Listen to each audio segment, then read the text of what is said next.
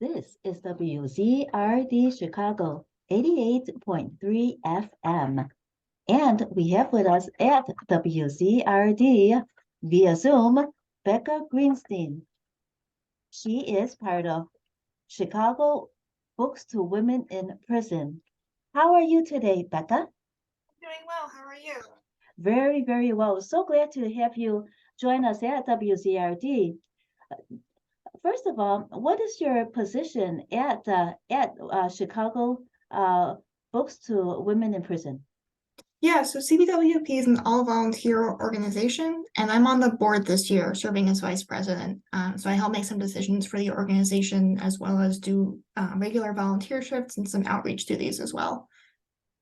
Well, it seems as if something like this does require a lot of organization and facilitation of different projects. So, how many hours a week do you work for the organization Chicago uh, Books to Women in Prison? And you say that you don't get paid at all. It's totally volunteer. That's right. Yeah, so we're an all-volunteer organization. We send books to women and trans people locked up Mm-hmm. nationwide.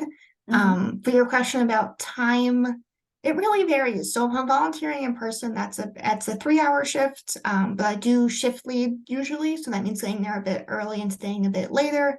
And then I also work with Women and Children First, which is a locally owned business bookstore in Andersonville, part of Mm-hmm. Chicago. They host our wish list. So any books that are commonly requested but not frequently donated, because we rely on donations for all the books, they have a list set up so folks can go and buy things to the wish list. So that takes a couple hours a week to manage that and work with one of the other board members and one of the store members. So yeah, it's very rewarding. So what came first? Your work at the Women and Children First. Were you heard of the organization or vice versa? Oh no, so I don't work there. We just have our wish list through there. And we work with one of the staff members at Women and Children First. Oh, I see. So when we went to your website, there seemed to be like uh, something like almost a children's book. The Stay Safe and the little cat with the mask, etc. When the women ordered the books in the prison in prison, usually what kind of books do they order, and do they sometimes order something for their kids because maybe around the holidays they want to give something to their kids? Are they able to order books for their kids or family members in Yeah, that's addition a to what they want to read? That's a great question. We do provide many children's books. There are, I don't have the numbers in front of me, but many of the women we Hmm. serve are mothers or parents. So we send both children's books, and we ask them to specify ages so we know what level to send, like for reading level. And then we also send books about parenting. There's a book called Parenting from a Distance that we send a lot. People ask for relationship books as well. So yes, we do definitely send children's books. And then in terms of other books that we send, there's a wide variety. So people like novels, so romances, mysteries, thrillers are all really popular. Activity books are very, very popular. So we send a lot of word game books, so Sudoku, crosswords. We send coloring books. We send craft books are also really popular. So books about knitting or crochet, just things for the folks to pass the time in a pretty dull place, really. What is the most difficult book that you have to find for your clients? That's a great question. Sometimes we get really, really specific requests, and we always tell them like if we can't find something specific, all of our books are donated.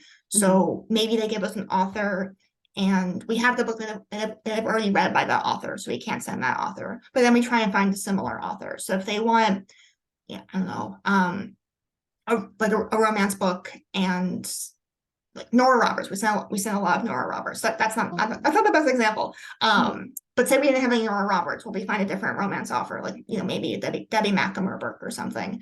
So we do try and honor their requests as much as possible. But sometimes we get really specific requests, like a book about dolphins, maybe. And we often do have animal books, but maybe not dolphins. So, oh, we have fish books. Okay, let's send a fish book. So I can't think of a really specific example right now. But again, we do try and honor their requests as much as possible and send something close. And sometimes, maybe we do sometimes have dolphin books, but not right now. So we say, okay, can you write back? And next time we can send you a dolphin book. Because we do find that people do, come back to us multiple times and request books many times over the years of their terms. So. Yes. What I was thinking was, let's say they do want to read an author, and then that author, do you ever reach out to the author, letting the author know that one of your clients really wants to get a copy of the book, and do authors ever help you? Yeah, we do. Sometimes authors do send books like unsolicited. Like we get, oh, we got a really good title recently that was about like sexual assault and domestic violence, which is sadly something that many of the people we serve have experienced. We'll get, like authors trying to promote books. We've never reached out to someone as famous as Nora Roberts, but I don't like, because we do get romance books donated a fair bit, so that's not something that we're lacking for. But if there is a helpful book, oh, here's an example. So we get requests for books about addiction sometimes, and sometimes they aren't specific with what substance they want. So there's a really good general book called Addiction is a Symptom that an author donated a couple years ago, but we run out. And we're trying to get more of that book or something similar, because we do say try and be as specific as possible, but they don't always specify. So if they're not specific, we want to send a book that's pretty general. Does it ever happen that you send an inmate a book, and then maybe that she finished with it, and then maybe let's say could she borrow it for and when she finishes, then give it back so that someone else who needs it might be able to use it? Oh yeah, good question. So we've often seen that people will get the books from us, read them, and then share them with other friends at their facility.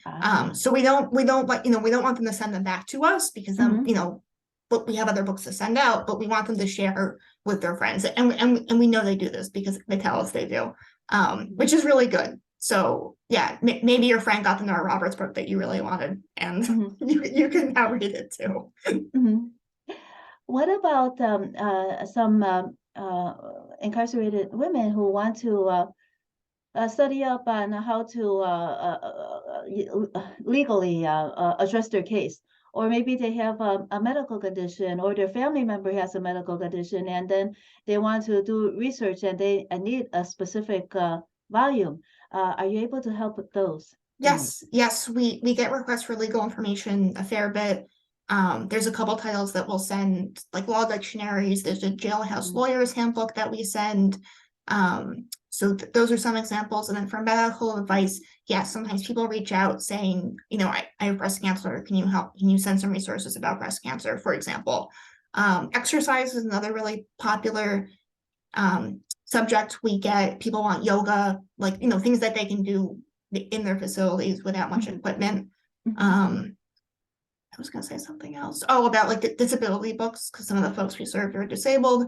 So it really runs the gamut. And I will say we try, if we get a request for a book that's about, law or medicine or relationships or substance abuse, something that's a bit more heavy, we do try and honor that request, because they probably really want information about whatever topic that is. So we do bring that to the forefront when we're selecting books.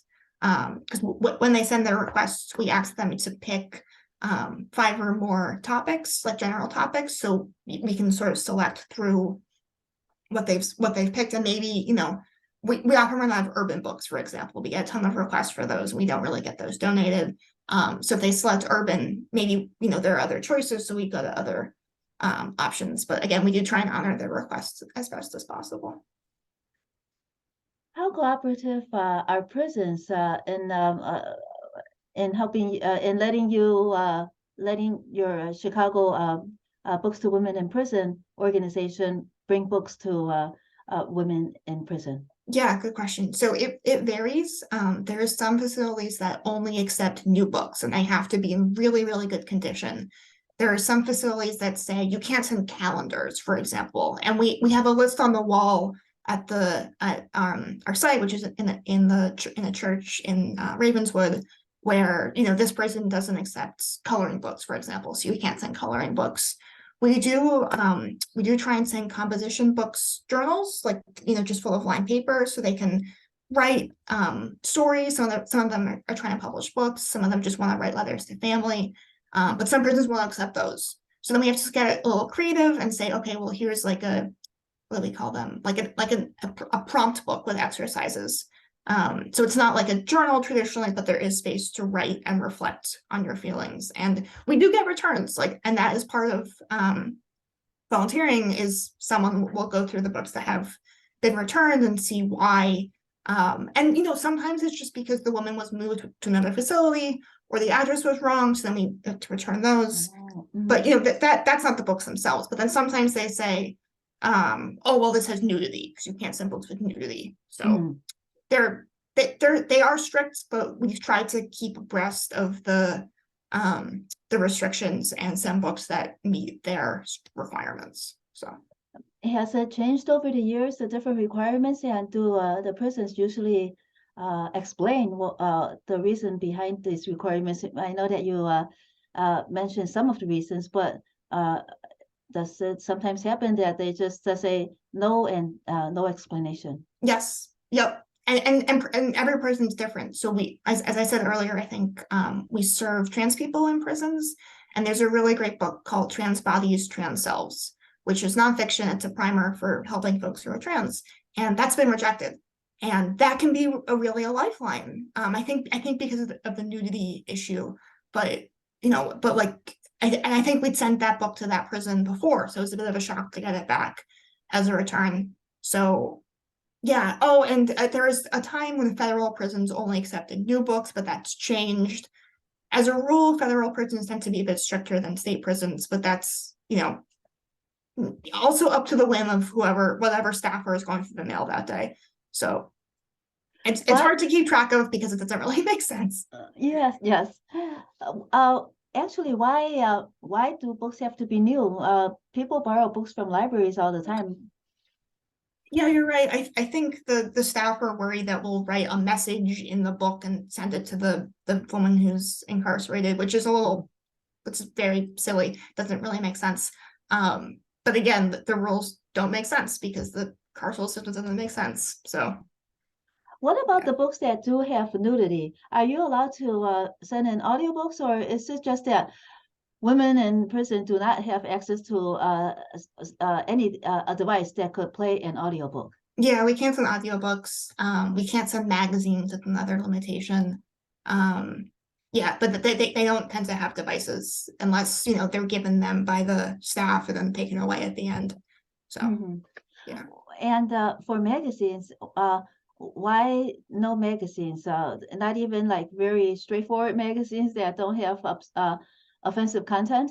Yeah, that's I think our group's restriction, in that we limit ourselves to books specifically. So Okay. Yeah. Okay, got it. If have you been reaching more prisons over the years, and how are you able to increase your reach?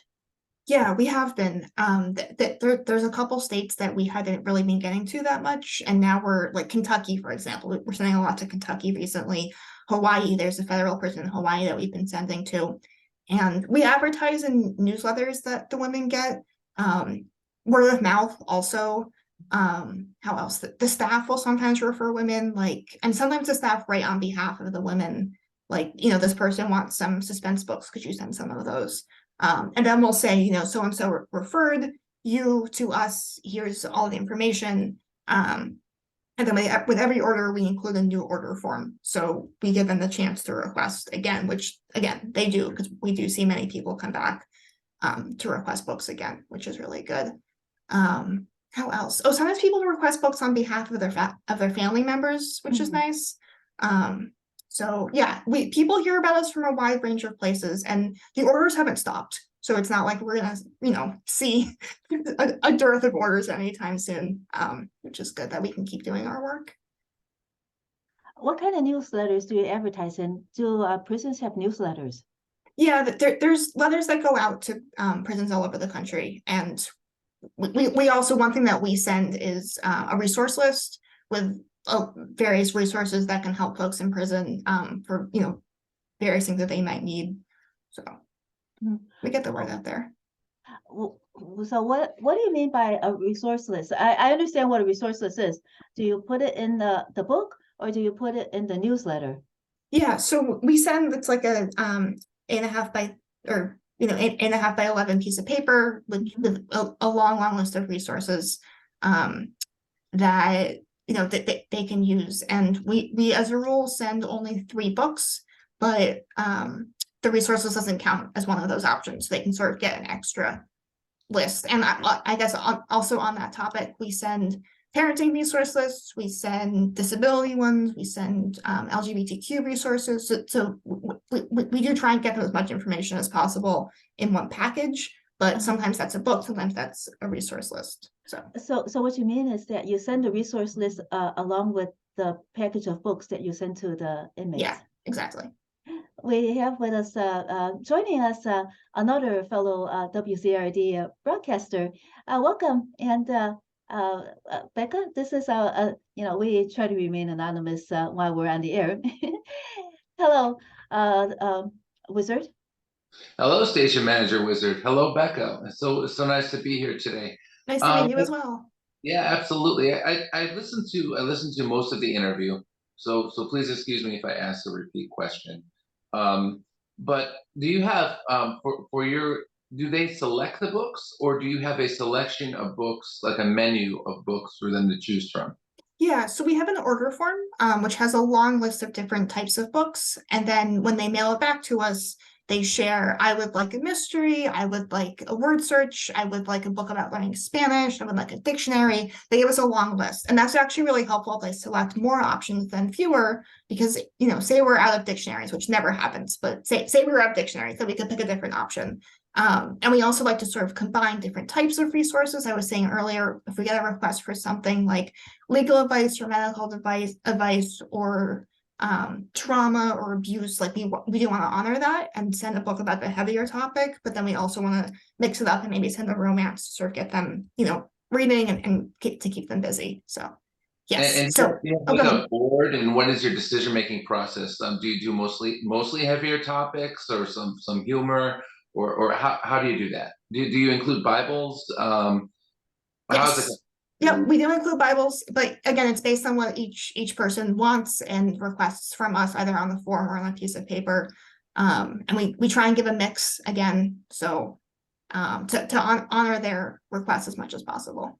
And why do you do what you do? Because people in prison also like to read. They, it's a kind of a sad, depressing place, but reading, gets them out of their heads. We have found that sometimes we can help people get their sentences reduced with information that we send them.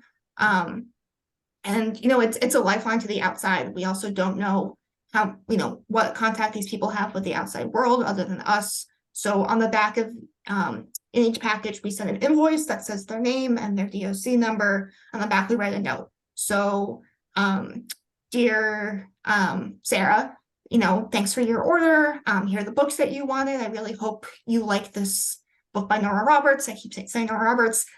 Please request again soon. Take care, and I'll sign it with my name, so they have that personal connection. Like, oh, this person used their name. That's great. And sometimes people write back and say, "Dear Becca, thank you so much for the books you sent. This is really nice." So then they continue that personal connection. Oh, that's wonderful.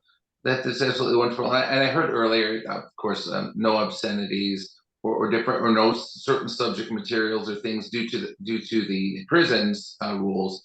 And then you have some rules as well. Are there any rules about the material of the books? Sometimes you hear in stories about prisons that they change things into other things. Are there any rules about materials of the books are made up? Well, so we only send paperbacks. I think I said that earlier. Mhm.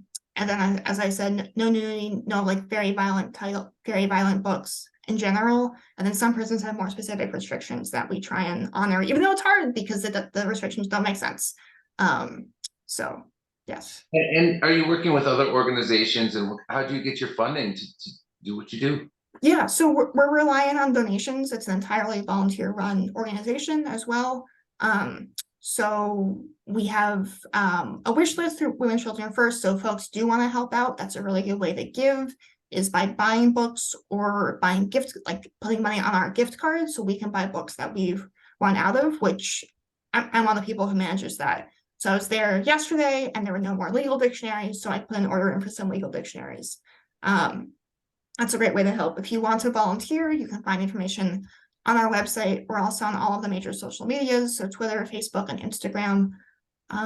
What else? Or donating books. But if you do want to donate books, please email us first so we know when they're coming and what you're bringing. So those are ways to help.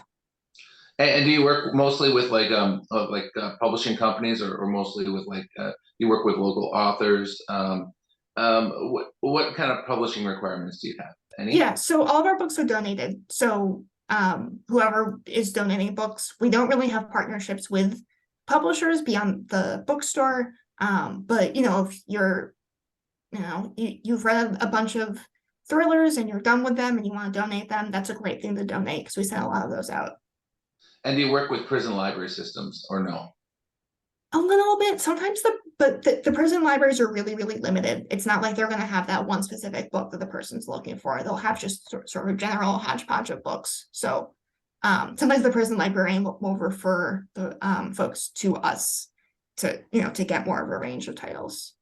And for your outreach, do you mostly work you work with the prisons to get to the people inside the prison, or do you work with the families of the people in the prison? How do you get to the people? Yeah, it varies. Sometimes the families reach out on behalf of their loved one. Sometimes the staff refer us. It's a lot of word of mouth. So I was saying earlier, we started getting to a lot of prisons in Kentucky specifically, and some of them say like, can you send more order forms because there are other people at my facility who are interested. So they are spreading the word, which is great. And it's not like we've seen a decrease in orders recently. So. And I was also going to ask about that as well, about geography. Where are you doing a lot, and also are you able to fulfill most or all of your orders? Yeah, every order that we receive, we honor. I guess I'll say we don't fulfill orders from cis men. But if there's a trans woman who's locked up in a men's prison, we will definitely send books to her. Otherwise, we send a lot to prisons in Illinois, obviously. All federal prisons we cover. And where else? Lots of prisons in Florida, lots in Mississippi, California. Yeah, I'd say that those are the states that we have the highest number of orders from. Oh, Alabama, but that's a federal prison. So all over. I think that ends my rounds of questions for you, Becca. I know the station manager wizard wants to ask you some more questions, but I really do thank you for the good works you do and you organize. Thank you so much. It was nice to meet you. Yes. Oh, so when some inmates are ready to leave prison, do any of them request books on housing so to ease their transition back into civilian life? Yeah, they do. We definitely send books on reentry to the people we serve. Yes, that's common. And starting a business is also another common topic. Mm-hmm. And what about the storage space? Do you have enough storage space for all your activity? Yeah, so we're currently housed in the Ravenswood Fellowship United Methodist Church, which is on Hermitage between Wilson and Sunnyside, which is in Ravenswood in the area of Chicago. For those, I don't know, I'll give you all the details for where we are. So we have 2 rooms, or we have shelves around the perimeters of the room, and then a couple, there's sort of like a storage room where we keep books. But we do frequently have to go through and get rid of books.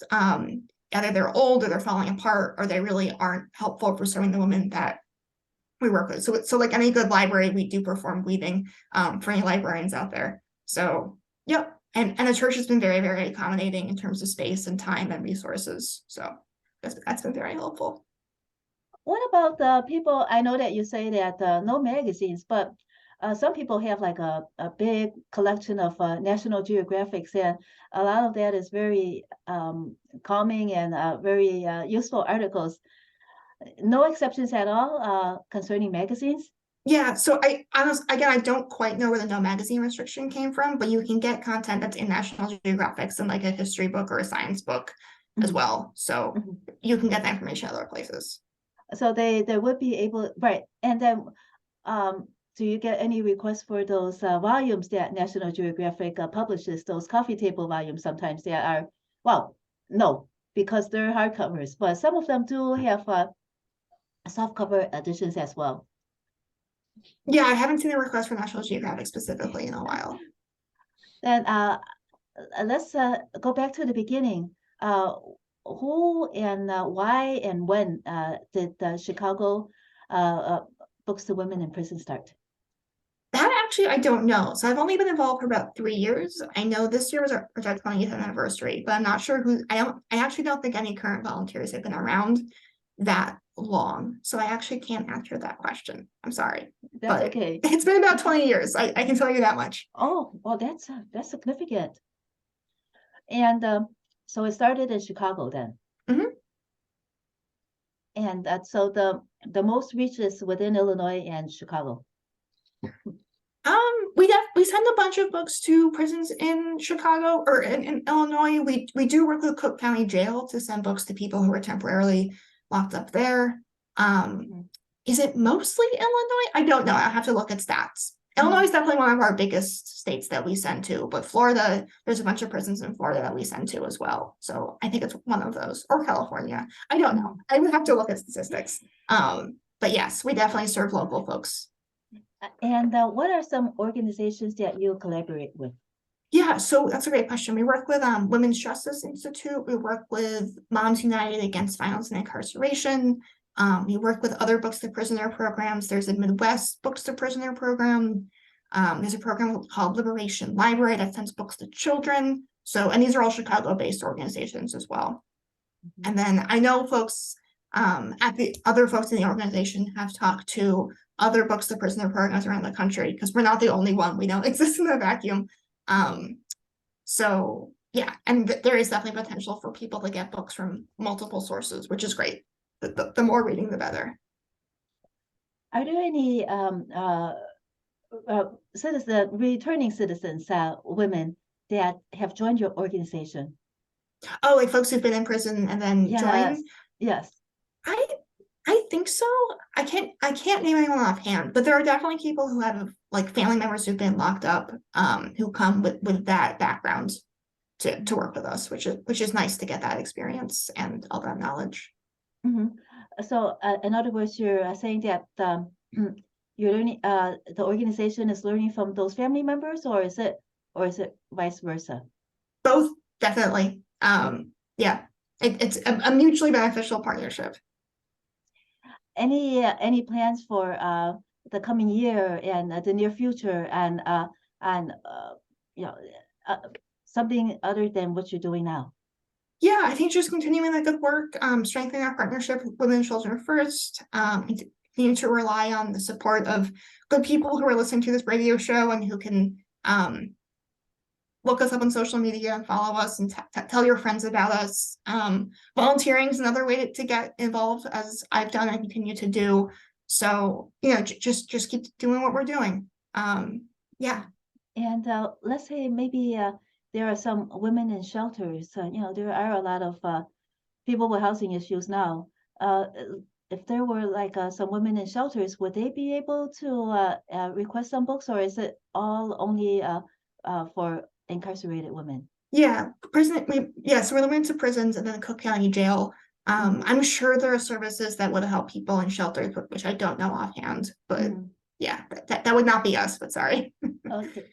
Well, Becca Greenstein, if people, our listeners, want to learn more about the Chicago Books to Women in Prison, where could they find the information, and how could someone order books? Someone who is maybe in prison, or could their family members could order, help start the ball rolling? Yep, so our website is chicagobwp.org. We're on Facebook, Twitter, and Instagram. You can also just Google us. And then, like I said, we have our wish list through Women Children First if you want to purchase books. If you're interested in volunteering or donating books, if you could email chicagobwp@gmail.com to get started and sign up, that would be great. So many ways to help, even if you don't live in the Chicago area. Thank you so much, Becca. And Thank you. Thank you, fellow wizard, for Thank joining you to us. both of you.